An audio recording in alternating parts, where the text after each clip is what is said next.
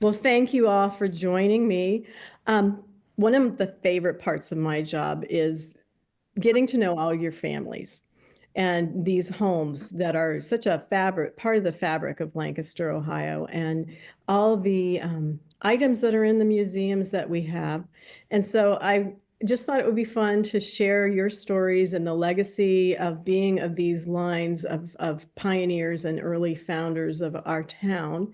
And so I've gathered you all together just to have a chat and get to know each other too. So we have someone representing the Sherman line, somebody representing the Maccracken line, and then somebody representing the Peters Rising, and then two of them are related through the Wileys. So we've got some names that'll be familiar to people who know Lancaster history. So why don't we introduce ourselves? I'm Wendy Gregory, the Executive Director of Fairfield County Heritage. And let's just go to Rachel now. Hi, I'm Rachel Phillips. I am the great-great-granddaughter of Ellen Ewing Sherman. And I grew up in New England, and I now live in Northern California. Okay, and Jody? I am Dorothy Bell Rockwood Mitchell, and I live near Montpelier, Vermont. I am the great-great-granddaughter of Philip Rising and Caroline. Okay, and then Izzy? I am Elizabeth Brooks Maccracken Winn, better known to my friends as Izzy, but always to the family as Elizabeth. And I am the great-great-great-granddaughter of General Samuel Maccracken. The more I get involved, the more excited I am. And this is neat, really. Yes, well, thank you. And then finally, Elizabeth. Well, I'm Elizabeth Brown. I live in Lancaster, Ohio, and I was executive director of the Reese Peters House. It's the Decorative Arts Center of Ohio. And Wendy and I have been colleagues, seems like for a very long time. When she talked about putting this together, I thought this is such a great opportunity to kind of pull kind of the thinking together about and the progress and the thoughts about your history. I'm very fascinated with it because I had the privilege of being at the Decorative Arts Center for a while. So Wendy, thank you from me to you and to all of you who are on the call. Well, thank you. Thank you all. Well, to kick it off, I've spoken with each of you for about an hour where we really just dug into what are your thoughts and memories about the legacy of being from these families. How does who these people are run through the lives of women in your family, and what is the impact on the women you are today, and what did you see in your mothers or your grandmothers or your aunts or sisters that sort of carried through this legacy of these founding families who lived, very large lives. And it's because it's Women's History Month, I thought we ought to talk about what that impact is on women's lives from your perspectives. So, Rachel, we've talked about, your Ellen Sherman is a person that we talked about a lot, and, the wife of General Sherman, and she was a force of nature. And so I wonder how that impacts you when you know those stories and you come from that line of women. What are your thoughts about that?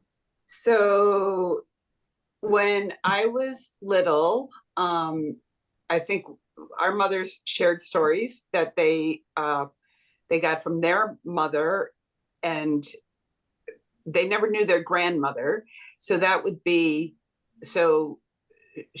Ellen and the general had 4 daughters. The youngest was Rachel. So I'm named after Rachel Sherman. So in fact, my name is Rachel Sherman Phillips. I never really knew much about Ellen Ewing until maybe reading biographies of Sherman. So in other words, I don't have direct stories from my mother about Ellen Sherman, except that she was deeply, she deeply loved her Catholic faith, and that already, like, it was amazing that Sherman and Ellen could have like such a close and happy marriage, when they really differed in a lot of opinions, including in religion. They differed in other opinions too. So as I get older, I'm finding that more and more remarkable, how people can still be friends or married and have such divergent views on a lot of things in life. And I've been reflecting on that. So definitely her life of faith, but then also her commitment to education. And I'm beginning to see that in the way that played out in every generation in my line of family. So my mother, passionate about education and equitable access, I think, to education, to different, different, like, people in the, the neighborhoods that we grew up in. My grandmother, also education, but perhaps not, I don't have any specific stories, except that I read in a biography of my grandfather how my grandmother was very good at math. And so again, this would be Anna Thorndike, so daughter of Rachel Sherman, very good at math. And so she used that to develop her bridge playing skills, and then taught that to other women during the years of the Depression to help, make ends meet financially. And then also that she was college educated. So obviously, perhaps my grandmother, fortunate to have gone to college. She went to Bryn Mawr, and there's a story related that her roommate, well, she was the granddaughter of the General Sherman and Ellen. Her roommate was a granddaughter of Lee, and Tip Martin, her name was. I actually met her because she attended my grandfather's funeral. My grandmother died before that. So Bryn Mawr had decided that these two needed to room together, and they actually became the best of friends. And actually, after my grandmother Anna died, Tip Martin was very good to my grandfather Rock. So that was, she loved education. She did many other things too. Like what we knew from my grandmother Anna is that she learned how to be a mechanic in World War I, as working for the Red Cross in France. And so that was something that she wanted her daughters to know how to do, fix flat tires and do a lot of type of work, not be afraid of manual work. So that got definitely passed on to my mom, who insisted on putting in a bathtub, without knowing how, like things like that. So I guess maybe that's something, willing to try new things. And so education, faith, and commitment to community building. And I think in every generation, I've also seen that. So definitely I've seen that in my mom, stories of my grandmother. I'm learning a lot more about Rachel Sherman, but it's indirectly, because as far as I know, there's no biography on her. But clearly she was a force in Boston, in education. So I did read something about, she was, I don't know if it was a board of education, but something like an advocate for public education in the city of Boston. And then Ellen Sherman herself, also very vocal in her correspondence with her husband about education and access to education for children. So those would be the things that I would say each generation. And then again, as I read more about the biography of Ellen Ewing Sherman, I realized she received much of what made her who she was as a woman from her own mother and perhaps other women in her family on the Ewing Boyle side. So, and then Sherman himself, his mother, I would like to know more about, but she also had to be someone who was obviously innovative and creative, like moving from Connecticut to and settling in Lancaster and losing our husband at an early age. So, Yeah. Thank you. Thank you. mhm. Dodie, what do you have to say about your family? I look back on a number of women through the generations, from the Wiley side, from the Peters side, from the Rising side. And I think all of them were, number one, committed to family. Family was really important to them in various ways. Secondly, Rachel, like as you also said, I think a commitment to community. And in the early days, that was about friendships, maybe as much as anything. Also, my mother's generation knew the grandparents, that would be Ida and H.B. Peters, Yeah. who lived in what we called the Main Street House, the Decorative Arts Center of Ohio. And those grandparents were remarkably supportive of the young married family with lots of young children. They played a big part. And this was about community and living, families living blocks from each other and being there for each other. And Ida Rising Peters, her brother's wife died, and she brought up Russell Rising, their children. So Russell Rising and my grandfather, Philip Peters, grew up like brothers in the Main Street House. So she took in another child, and that cemented our families that together 50-50 owned the Fairfield National Bank. And up until my mother's generation and well into that, those two families traded places leading the bank. First it'd be one side, and then when it was time to move, it was the other side of the family. And they did that without rancor. I think, for instance, that Ida set the tone for how that would go down through the generations. So then it was my grandmother Peters, Dorothy Peters, whom I knew. And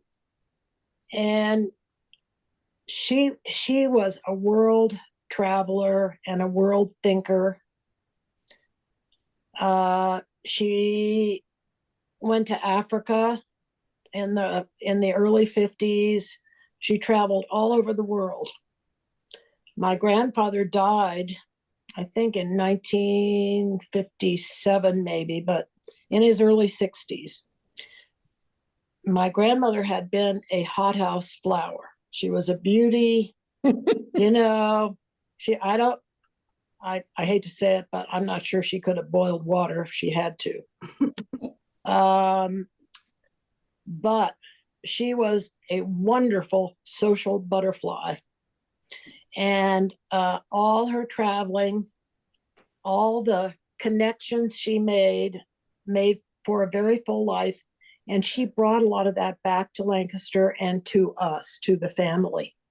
After my grandfather died, we all thought she would just fold up and, sink down in, and that would be the end of it. Not at all. She pulled up her bootstraps, and she had another half century of very full life. She took me to Europe. I had clothes made in Paris. We went to the Loire Valley and all over Europe. And then we went to Ireland, where I went to riding school, all the time with her. My mother was also a traveler. She traveled the world. I went with her to visit the ambassador to Singapore, who took us to visit the ambassador to Nepal. And we saw, all that area of the world. So she had, and among other things, she traveled to Europe and she traveled to the Middle East and all of that. All of that to say, it was the women who brought the enrichment of the world back to us. And both my grandmother and my mother were part of the founding group of the Heritage Association.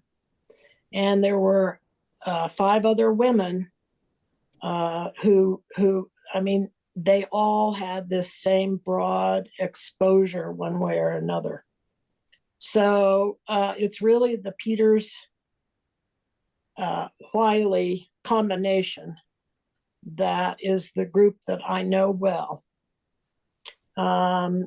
Elizabeth has brought up Bessie Maccracken, and I remember that she lived down the street from my granddaughter, and that she was part of the bridge playing group. Mm-hmm. The naming, as I said at the beginning, the Dorothy issue. My grandmother was Dorothy. My mother was Caroline. I'm Dorothy. My daughter is Caroline. It can't be helped. It's the way it is.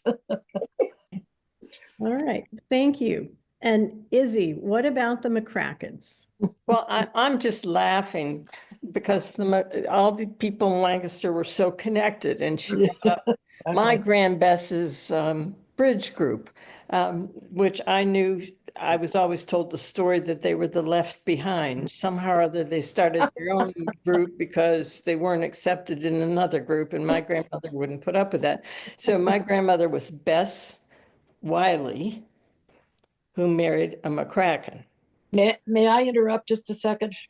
Elizabeth, would you get the pillow on the sofa Yes. and hold it up? Oh, that pillow. Well, Do you see the initials? Whoops, pull it back, pull it back. CRP. No, down below. It's Bess, BWM, Bess Wiley Maccracken. that was my parents' wedding. She did that needlework in 1943. Well, I wasn't born yet. Yeah, they were more. Yes, right. I came 2 years after. Oh. Yeah. Well. Okay. The women and the Lancaster connection. I have to think that my father is the born of 2 big families in Lancaster. And his only sibling was a younger sister, Anne, who died as a baby, a 1-year-old. So my father was raised as the only child, Brooks, Wiley, Maccracken. Yeah. And so everybody seemed in town to be related. And when I came along and my sister and we go to Lancaster, we would sit at the Wiley Maccracken house, which was the Mulberry Street house, Mulberry and, well, the second house in, but Mulberry and High. And we'd sit on the porch and the whole world of Lancaster would walk by. And everybody knew everybody and everybody came up on the porch. And this is what you did every night after dinner. And there was a wonderful swing and I'd swing on it until I was told I had to go to bed. One of my great memories is with visiting cousin Dorothy. Well, guess who cousin Dorothy is? Dorothy Peters. So Dorothy Peters had the most formal home of anyone I ever, well, I was a little girl, but my mother came from this humble background in Cleveland. And my father was the ultimate brilliant gentleman, straight out of Lancaster, Ohio. And anyway, they did marry after my mother went on to get her PhD at University of Chicago. And she was just very bright. But my father was born, as my mother said, with a silver spoon in his mouth in Lancaster. And so my mother felt, my father said they should marry, but she would have to entertain in the fashion that he was accustomed to. And so that was the deal. My mother had a profession as a social worker. She was brilliant. She did everything. And my father was an attorney at a big firm, and my mother entertained without fail. She'd hire a maid, help, and she had these big, huge dinner parties with a spread of everything that came from Lancaster, the candlesticks, the everything that my father eventually inherited. And so I grew up as a child knowing how to do things elegantly. But when we went to Lancaster, we were always invited to cousin Dorothy's house for luncheon. I have vivid, vivid, vivid memories of how my mother lectured me about how one behaved at cousin Dorothy's house. So I get a sense of what the elegance was like, because when I came along, my grandfather was no longer living, and Grand Bess lived in the house with her sister, my Auntie Ann. So my memories of Lancaster was about this social life that was woven together through the families who were the origin of Lancaster and up on the hill. My mother just took it all in and did what she could, and she lived a beautiful life. And when my grandmother died and Auntie Ann died and the house was sold at the top of the street, a big moving van came to our house with all this Lancaster furniture. So I have all these little Lancaster things that attach me to Lancaster and the families. But when I think about the women, specifically my grandmother, who was the Wiley, I think of her as being the ultimate socialite. Everything, all the pictures show her being social on picnics and posing with friends and doing this and doing that. And she was sent at, I don't know, age 16, 17 to finishing school in Washington, D.C. It was actually the National Park Seminary. And she went there, and I have her scrapbook that she kept of that time. And they went to concerts, they went to plays, they went to ballets, they went all these things that Washington, D.C. had to offer. Anyway, my grandmother was so privileged to come by train in 1897 and 98, to come by train to go to finishing school in Washington. And so my feeling about the women in Lancaster came from a perspective of what I remember of my grandmother, who had all her letters that she wrote to my grandfather, whom she ultimately married, a lot of that correspondence we have. And it was all about social life. Nothing, she maintained and owned that home. She was a socialite. That was life. Just totally having, I guess, babies, but maids and beautiful home, and my father was, a lovely man. And I never thought of him as spoiled, but he was the kind of man who probably as a child was very spoiled.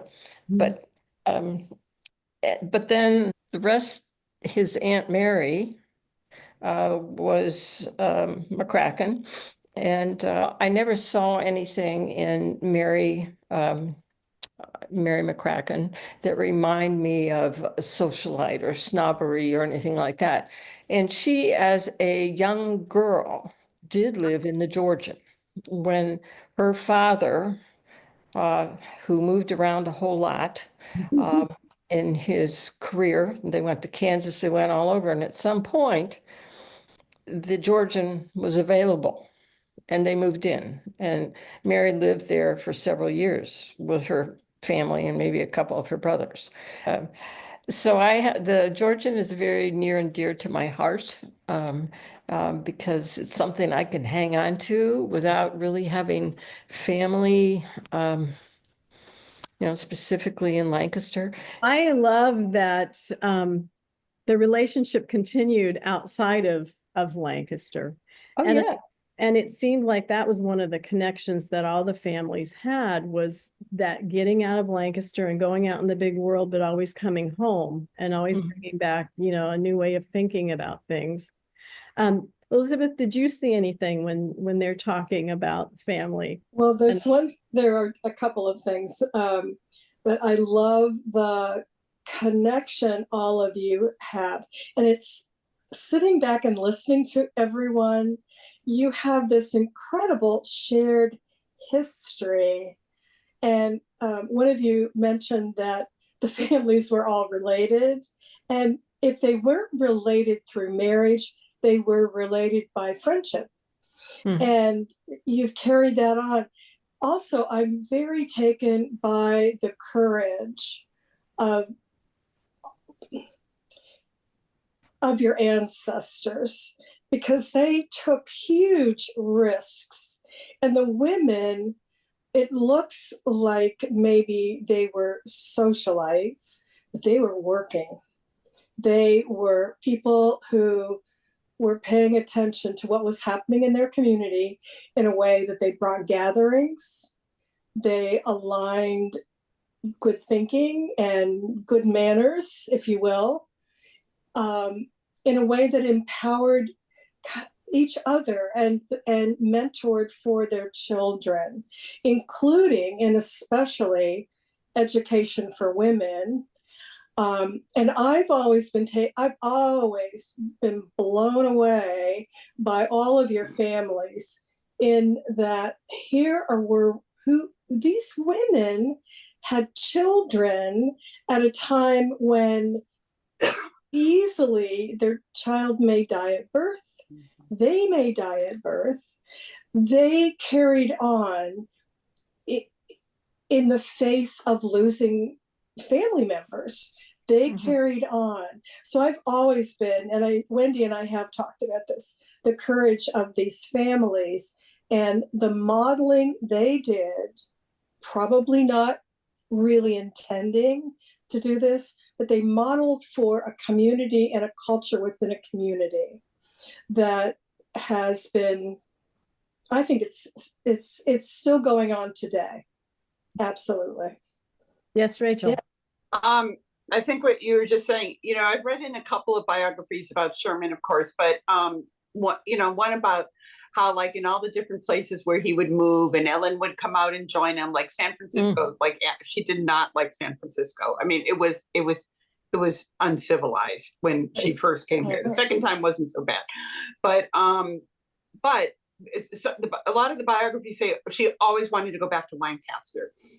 And I got the impression these authors thought that the reason why she wanted to go back was because of the comforts of home, like her father's house. But now I think what you're saying makes more sense to me, which is she really wanted to go back to get the community and the family, and then go back and follow her husband wherever like life brought him, which was of course a lot of crazy places. But like, it seems like that would be the reason why she was going back, not just because it was comfortable or, she'd have someone to do the laundry with her. It wasn't just about the material comforts. It was about connections with family and friends. It definitely was. And I want to say that with the Ewings, with the Beechers, with the Boyles, the Gillespies, that whole group, they were really the first socialites. They were the first families, and they were all connected by marriage. And so she was coming back for aunts and cousins and siblings. And so when you hear Jody and Izzy talking about those later generations, Ellen's generation were the ones that started that were living in houses and neighborhoods, and the families were going to and fro, where they were fostering children from other families because the mother was gone. That happened, that first circle of families that Ellen was part of. Right. Anything else, Elizabeth? Well, it's really kind of all of these women, their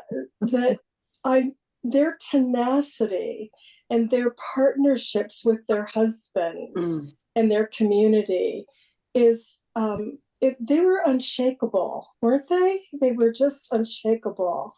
And they really had a great desire to be educated in a way, not just to be housewives, if you will, but to really make a mark they probably held it as in their family, but in doing that, they did it for their community, for the friends and for the generations which you all are descendants of, to tap for your personal wisdom, if you will, again, because what they did was really exceptional in a very small community at a very interesting time. All of them have made huge contributions. So frankly, I am very honored to meet all of you. Absolutely. Me too. Well, thank you all for Yeah. joining me. Thank you. And I'm just so grateful that we could be together and do this. So thank you very much for all of it.